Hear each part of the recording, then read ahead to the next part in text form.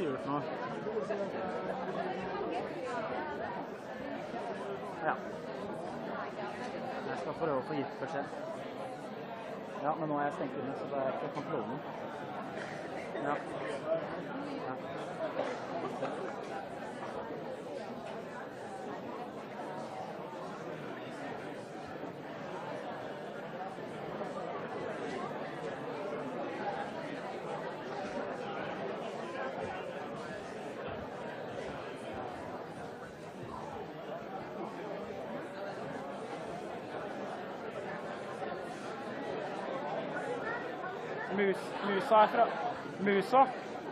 Musa er på skjermen igjen, får jeg beskjed om.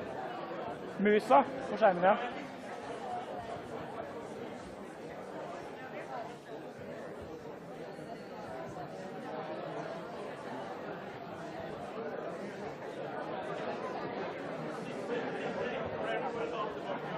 Ja. Pass på det etterpå da. Pass på det spesielt etterpå da, når du først...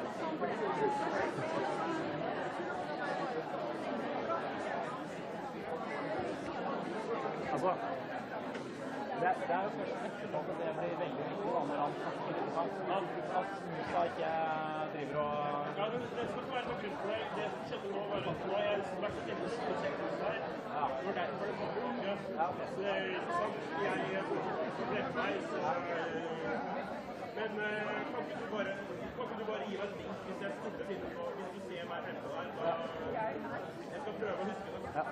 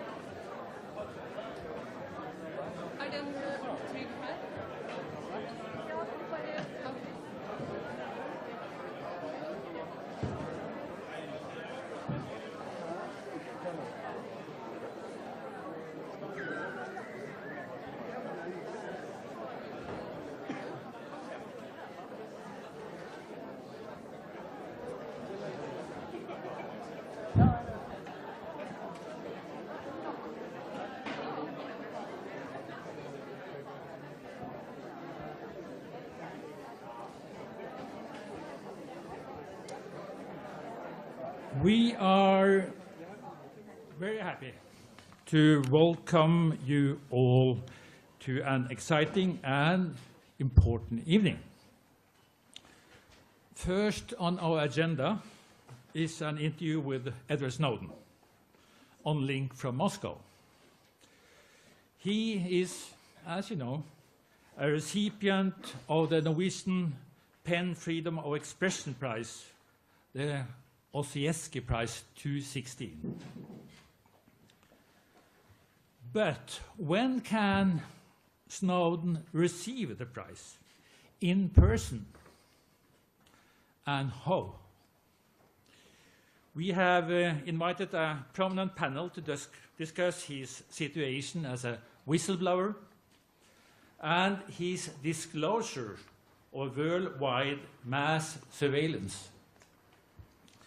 We are also marking the Day of the Imprisoned Writers and focusing on 5 writers who have suffered threats, attacks, and imprisonment. The singer and songwriter Moddi, Paul Moddi Knudsen, will present some of his forbidden songs from his new album Unsongs, relevant to the topic of this evening. The Freedom of Expression Prize by PEN is named after the activist, journalist, editor, and idealist Carl von Ossieski. He saw the threat of the Nazi regime and their secret rearmament in the 30s. He was imprisoned and died in 1938, isolated and poor, from extreme treatment in concentration camps. However, he was nominated for the Nobel Peace Prize in 1935, but his nomination was quite controversial and led to a hateful debate in leading Norwegian and international newspapers. The committee was split and even paralyzed. It actually took an extra year to decide before he was awarded the prize for 1935. And it was finally given during the ceremony of 1936, 80 years ago. At the ceremony in the aula of the University of Oslo, 2 chairs were empty. Neither the prize winner nor the king were present. Osieski forbidden by a furious regime. The king self-censored by the political controversy. By the way, the 80th anniversary of the Osieski Nobel Prize is these days celebrated with a fabulous exhibition at the Nobel Peace Center, and we recommend to go and see it. There are more links between the 2 prize winners, Osieski and Snowden. Today, they are both given the status of whistleblowers. Both of them were and are pursued by the governments. They revealed illegal state secrets, and they are the ones who are still formally blamed for their warnings, not the responsible regimes who threatened our individual freedoms and broke the law. Osieski was sentenced to prison and concentration camps. Snowden is so far doomed to asylum in Moscow. If he is extradited to the US, he might be sentenced to a life in prison or even get the death penalty because of the controversial Espionage Act of 1917. We should be reminded that the president-elect in the US recommended in 2013 the strongest punishment for the whistleblowing action of our prize winner. And more might come. Listen to the debate. The lack of term whistleblower in the 30s and its expected legal protection in a modern human society killed Carl von Osieski. What might happen to Edward Snowden? As we know, whistleblowers are still being prosecuted and punished. They are thrown into an open landscape of legal coincidence and lotto. So you see, there are sad and good news tonight. The sad fact is that Edward Snowden is not present in person to receive the Osieski Prize, as he hoped and planned. At least not yet. We in PEN and all the press organizations in Norway find this extremely provocative and frustrating. The Norwegian authorities, through the Attorney General, have made all the judicial efforts possible to stop him from coming to Norway to receive the prize safely and peacefully.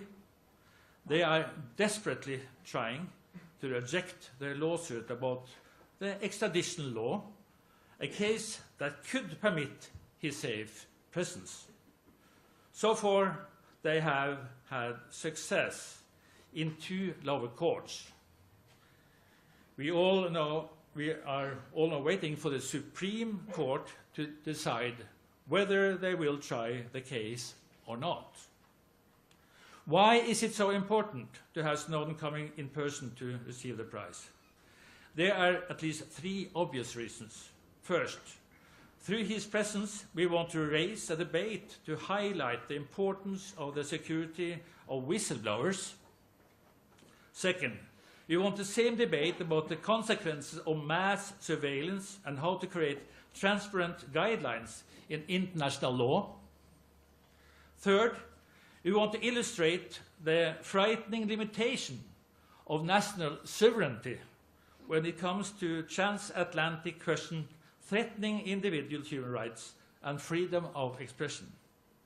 No one wants their individual freedom of expression founded in their constitution to be limited by foreign regimes. So Amnesty and American Civil Liberties Union are encouraging everybody to support a campaign with an appeal to President Obama to pardon Edward Snowden before he leaves office. And we recommend all of you to sign this petition outside.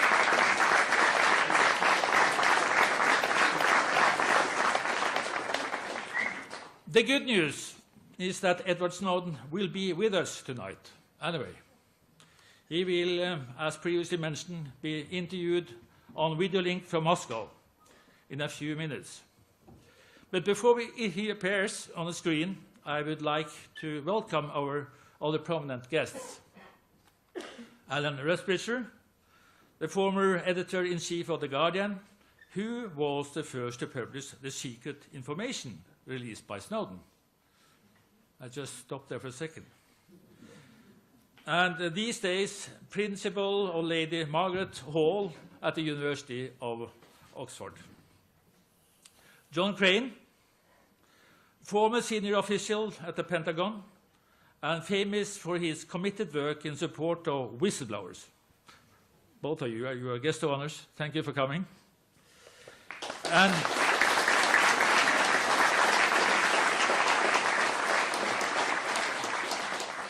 And two very well-known Norwegian politicians, Michael Tetzschner, the Conservative Party, and Snorre Valen, the Socialist Left Party, with political and law background in our actual team.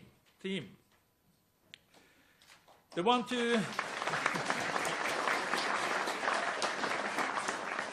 to conduct our debate and also to interview Edward Snowden is Christian Borch, our former prize-winning foreign correspondent and news anchor in Norwegian broadcasting.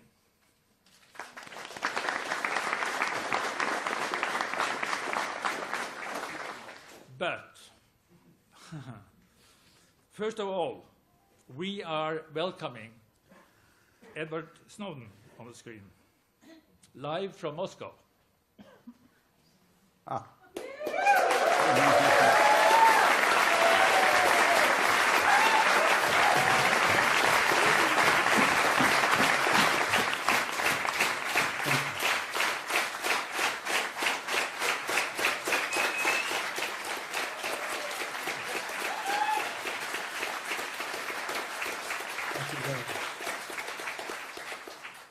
Dear Edward Snowden, we are so proud that you are here tonight. You cannot see me now, but you will see Christian Borch in a few seconds.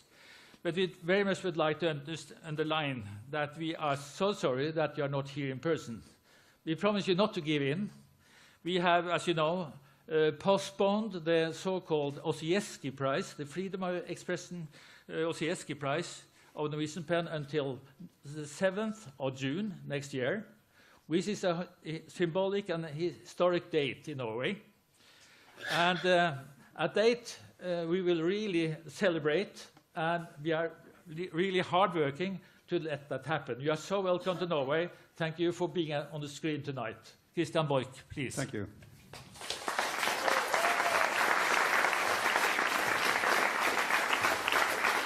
Here we go. Yes, Edward Snowden, a hearty welcome to you. The auditorium is packed, as you can hear, with friends and admirers of your actions, your courage and your achievements, as you just heard, I suppose. We are, as William Nygaard said, eagerly looking forward to the ruling of the Supreme Court and to see you here in flesh and blood in June. In the meantime, I can tell you that you look perfectly all right, actually. Yeah, you do. Quite nice. So that it is. First, could I ask you to evaluate the effects of your revelations 3.5 years on, as you see them from your exile in Moscow today? Yeah, I think this is a very complex question. We could talk about this for a long time, but in brief, it had a significant political effect, both inside the United States and outside it. Within the United States, there was an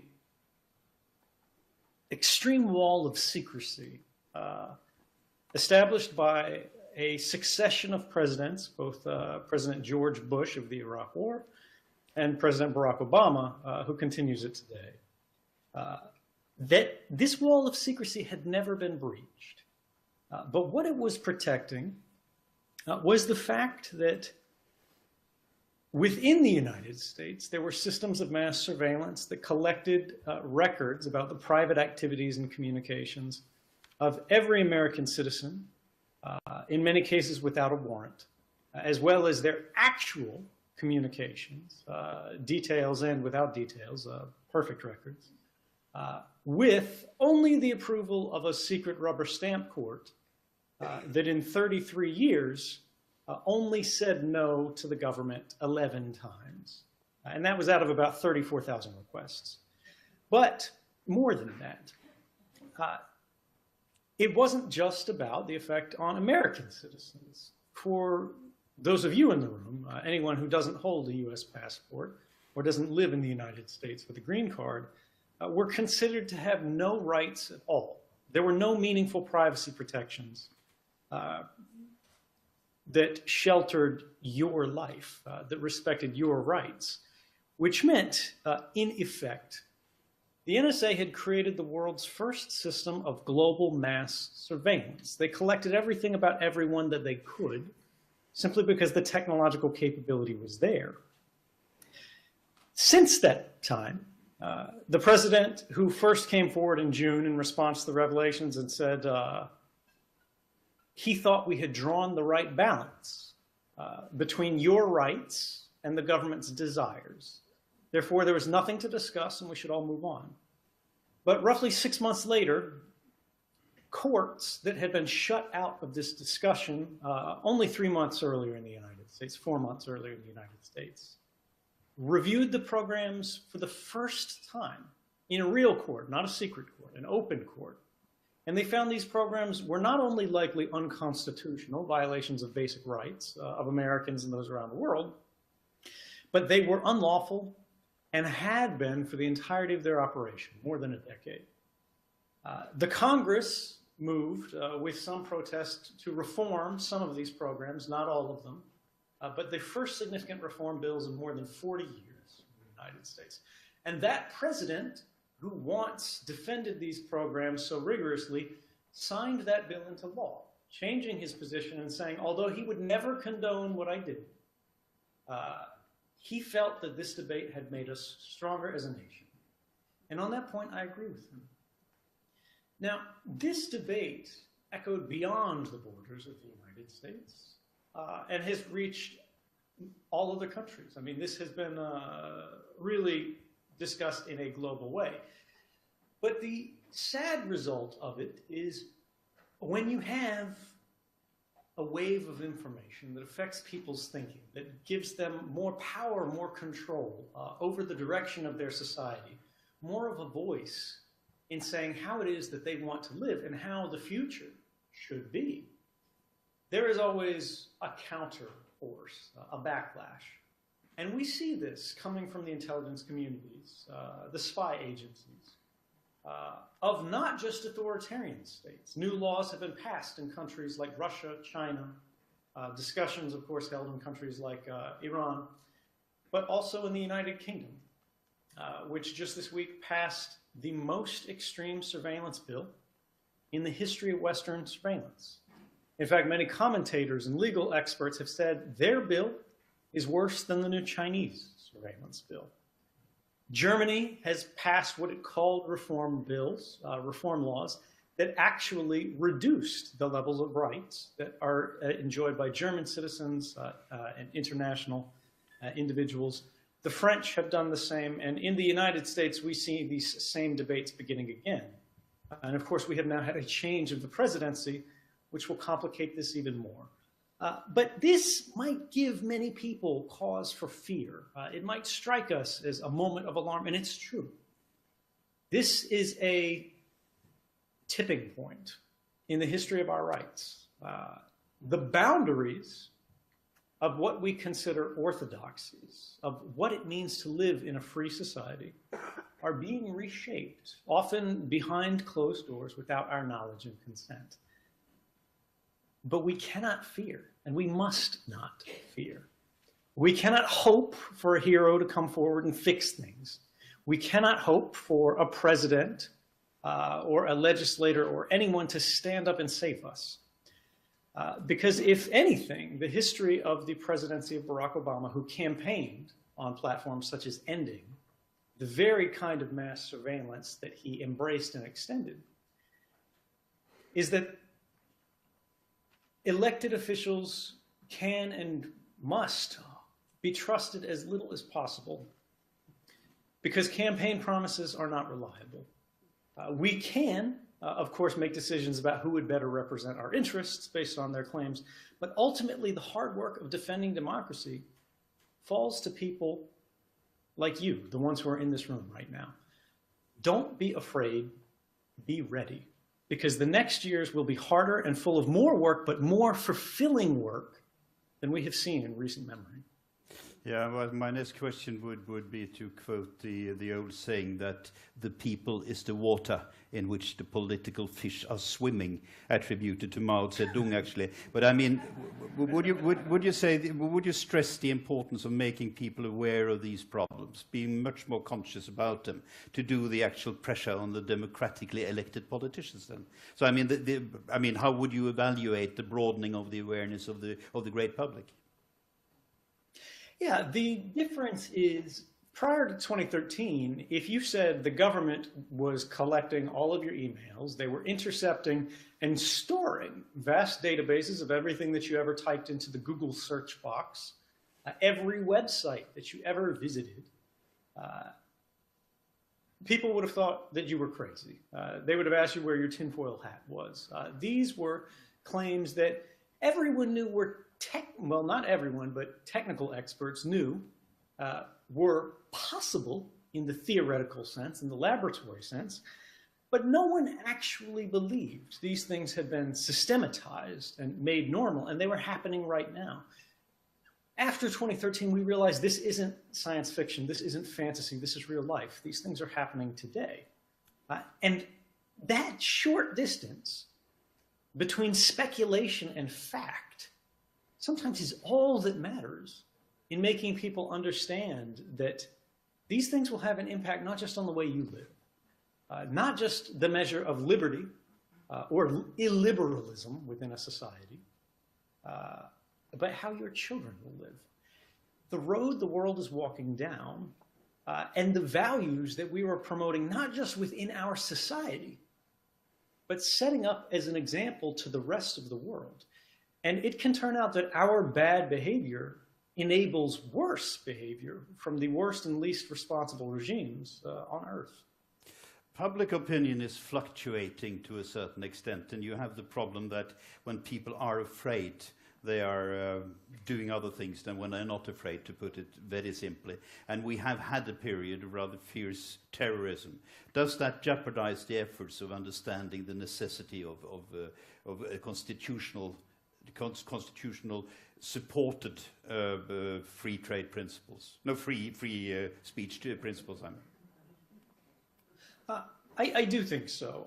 One of the things that is very clear today is how effective the politics of fear have become. You need to look only at any country, regardless of their language, regardless of their culture, to see that terrorism has become something of a legislative magic wand. As long as you say some bill is being passed to counter terrorists, in a place like Turkey, you can imprison journalists. You can march into a university and march out all of the professors you don't like and say that it's stabilizing society. And these policies will not jeopardize your administration. In many cases, it will make them more popular. In our own countries, where we have stronger constitutional protections, where we have acknowledgments of basic rights, particularly in the United States, values that we have not questioned for centuries suddenly become topics for debate, as long as you mention the word terrorism. So it is true that fear is effective, but this, as you imply, I would argue, only underlines the importance of constitutional protections, inabrogable guarantees of rights, unbreakable guarantees of rights that are not beholden to the passions of a current political moment and are in fact very difficult to change or undermine. Because we need to think very carefully about how these basic fundamental concepts come to be born and why they're there. These don't come out of moments of political naivete. The founders of the US Constitution had literally been facing charges of treason. They were expecting to be hanged by a king in a faraway land that had imposed claims over them. These were individuals who were fighting a guerrilla war. They understood extremely well. One would argue they had a much greater appreciation for the deadliness of conflict than our current generation, who, despite anything we may say about the seriousness and advance of our understanding of politics and science, live in a relatively peaceful time. We do not have foreign troops on our shores. And yet, despite this, these individuals, when they were writing their constitution, were not trying to structure a strong government. They were not trying to structure an unlimited government. They were not trying to make the work of law enforcement officials and spies easy. Rather, they, on a uniform basis, were trying to specifically engineer mechanisms to make the work of government more difficult, because they recognized that this would make the state of society more free. And this is the same thing that we saw in the birth of sort of our new system of international law, recognition of international human rights. The Universal Declaration of Human Rights, coming out of the United Nations. These are the kind of thing that were coming out of periods of world wars. The greatest periods of conflict that we have ever witnessed. These were not naive individuals. These were not reactionaries. These were people who were facing true existential threats, not a few isolated individuals who are embracing violence and extremism and radicalism because they feel like they're unheard and therefore responding to criminal tactics. Terrorism is a true threat, but it is not an existential one. The only thing that can undermine our societies in the context of terrorism, the only thing that can bring down a liberal democracy, an open society, in response to a few individuals embracing heinous methods of criminal violence, are our own mistakes. The only thing that can close our society, the only thing that can limit our rights, is a failure of our own political foresight. I suppose it's an aim to increase the awareness all over the democratic world in a way, not only in the United States. What effect would you see that these principles were anchored more firmly in international law? I'm thinking both about protection of whistleblowers and the principles of against mass surveillance. Yeah, we have seen a lot of discussion about this, and it's become quite clear that within the national context, there are no meaningful whistleblower protection laws practically anywhere. What I mean to say is, if you have a Swiss whistleblower that embarrasses the Swiss government, that government will respond and retaliate, and in fact has, we have seen in certain cases, in ways that are extreme, in ways that are unjustifiable. The same for France, Germany, the United Kingdom, Russia, China, the United States. We need an international system to mitigate those failures of comprehending the natural human response of wanting to retaliate against us, or wanting to retaliate against those who have embarrassed us, regardless of whether what they did was right or wrong. And we do see, I think, the beginning of some international recognition as to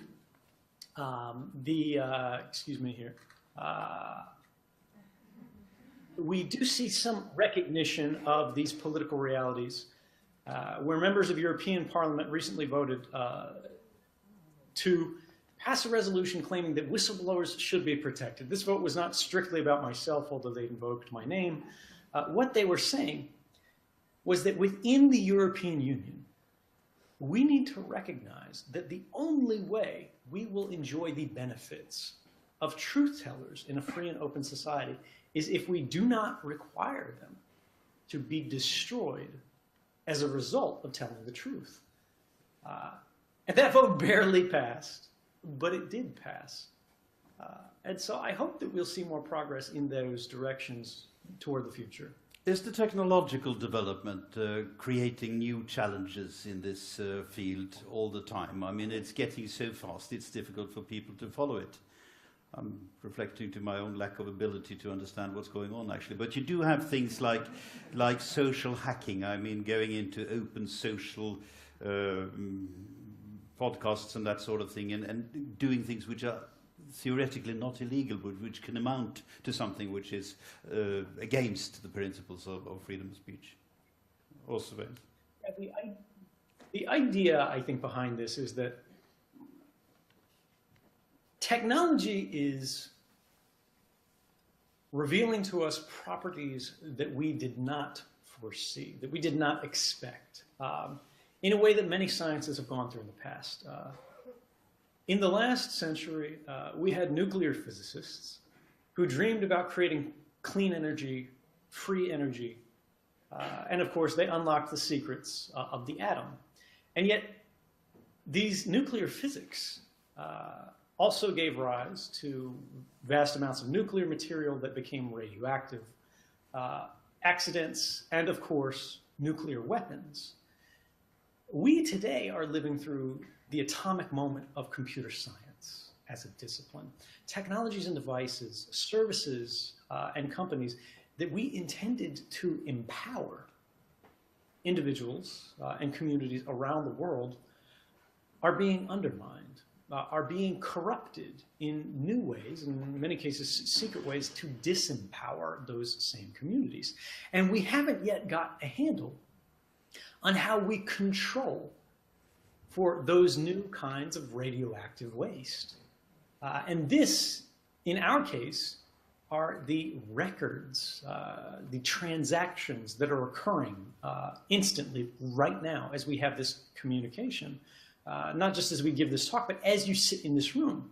All of your cell phones that are in your pocket are singing out into the sky, into the air, saying, "Here I am, here I am," so they can register with the phone company and give them a record that you are here in this moment, not so they can spy on you, that was not the intention, but so they can make sure when somebody calls your phone, they know which cell phone tower, wherever it is in the world, is the one close to you, so they can actually have you pick up that phone. They can send you that call notification. You can answer it and be in contact with your family. But until we change that, until we recognize that these capabilities that were intended to provide a useful function can be used to actually subjugate us, they can be used to limit our participation and weaken our level of influence relative not just to governments, but private powers, corporate powers, we will always struggle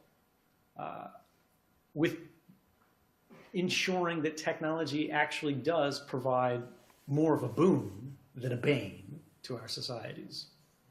Talking about social media, you have 2.5 million followers on Twitter, and you are lecturing at several universities through Skype, and you're giving interviews for international audiences like you do today. What could you say about your sort of interaction with the people who follow you and have the same ideas as you? Is it good, open, or is it encouraging? It is. I mean, this is one of the surprising things was, look, I don't think it's controversial to say the United States government is the most powerful government in the history of the world. We have never seen a state with this much influence, with this much control, not just in raw military terms, but over the way we think, over the debates we have, over the arguments politically or commercially that we consider to be reasonable. They shape our culture. And yet, despite the fact that my government, rightly or wrongly, considers me to be a fugitive for an act of dissidence, and has run a fairly ceaseless campaign of sort of criticism and trying to get Americans and people around the world to see me as a terrible individual, we still have this extraordinary mass of individuals, whether they're at universities or whether they're on the internet, that wants to hear that dissident view. They want to hear the disagreement. They want to hear something that is rather outside the orthodox. And this is actually the greatest seed of all of my hope, is the fact that as long as we have even small groups of committed individuals around the world, regardless of where they live, who want to hear the other side, who want to find the facts, who want to listen to all the views and weigh for themselves, make their own decision of who they are, who they want to become, and how they want to shape the world, we have the foundation of a participatory process that is not about power. It's not about who you are, but it's about the kind of ideas that you can present, to have a civil discussion, to have a war that is not fought with tanks and bombs and boots, but is one with pens and papers, with keyboards and messages, and build bonds of fraternity between human hearts that may not speak the same language, but do recognize that we all can respond to the same things. This might sound as a leading question, but nevertheless, in that respect, I mean, how important is international support, concrete actions you see internationally, like the Norwegian pen awarding you the Ossietzky Prize? Was that a leading question? Yeah. It's a little bit leading, but I think it's a fair question, right? And it's a good point, which is, in my country, at home, in the United States, it was fashionable to condemn me. Under the new president, as the news today says, the new CIA director is an individual who believes that dissidents, such as myself, should be put to death. They think that that is the appropriate resolution to disagreeing with the government. Now, this was what people were expected to say in that moment in 2013, if they were part of sort of the government establishment. But that's beginning to change. And I think a lot of that comes from, as we say, when we step out of that raw national context, where you have sort of social obligations to present a kind of patriotism or nationalism unthinkingly, without considering sort of what this really means for society.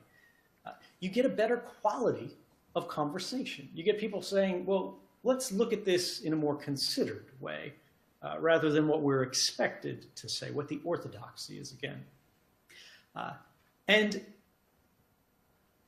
Europe, particularly Western Europe, has been quite good about having these conversations in a way that's not just for show, it's not just political, but it's actually persuading individuals, not just in Europe, but around the world and in the United States. And that's the reason why I think in 2013, it was commonplace to say, this guy's a terrible individual, this is going to cause great harm to the nation, the sky is going to fall, the oceans are going to boil off, the land is going to catch fire. But here in 2016, nobody makes those same claims anymore. They're seen as silly or unserious. And the way that we change those opinions, the way that I guess our minds are opened, even when they're closed off by expectation or obligation, is through organizations such as PEN. Ultimately, I would say the only thing that can really shift our political understandings, not just across cultures and languages, but times, right? To create that truly classic ideal that persists long after even nations disappear, are our words.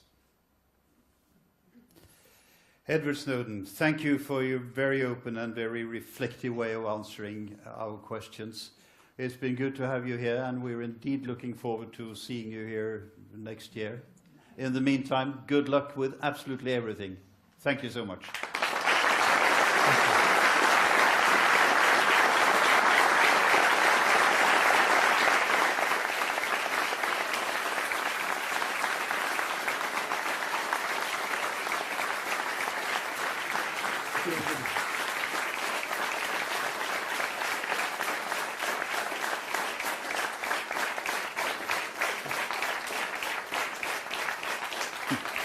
Out you went. Then, ladies and gentlemen, it's my privilege to introduce to you the artist Moddy. Where is Moddy? There is Moddy. Good. His full name is Paul Knudsen, and he is presenting himself as a singer and a storyteller.